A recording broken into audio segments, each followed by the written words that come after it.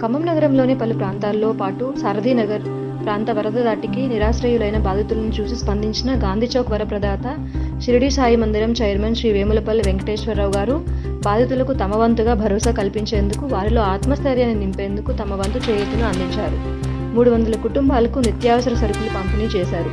స్వచ్ఛంద సంస్థలు, వివిధ రకాల సంస్థలు బాధితులకు సహాయం చేసి అండగా ఉండాలని ఆలయ చైర్మన్ వేములపల్లి వెంకటేశ్వర్లు విజ్ఞప్తి చేశారు.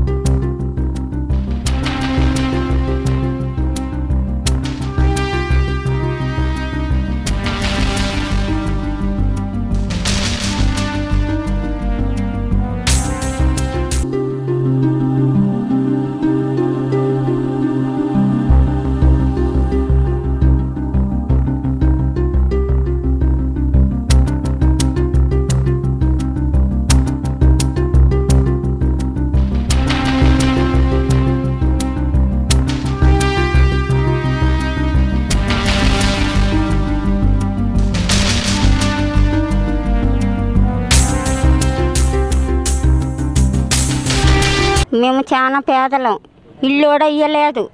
ఈసారి మాకు ఒకప్పుడు వాళ్ళింట్లో ఫంక్షన్ చేసుకున్నప్పుడు మా అందరిని పిలిచి భోజనాలు కూడా పెట్టాడు. మాకు ఎప్పుడైనా మాకు సహాయం చేస్తాడు ఆయన భార్య కానీ ఆ సార్ కానీ మాకు సహాయం చేస్తాడు. సాయిరామ్.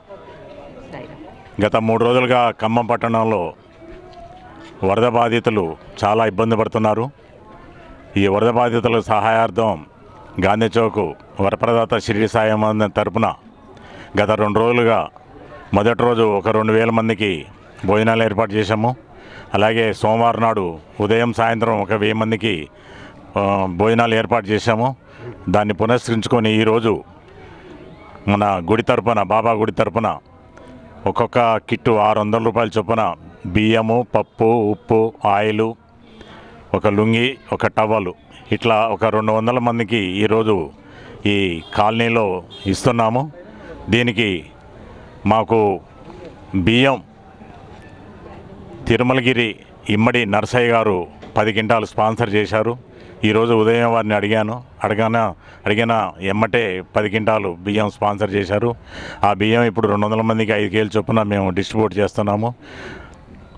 ఇమ్మిడి శెట్టి నర్సయ్య గారికి మా తరఫున ధన్యవాదాలు తెలుపుకుంటున్నాను.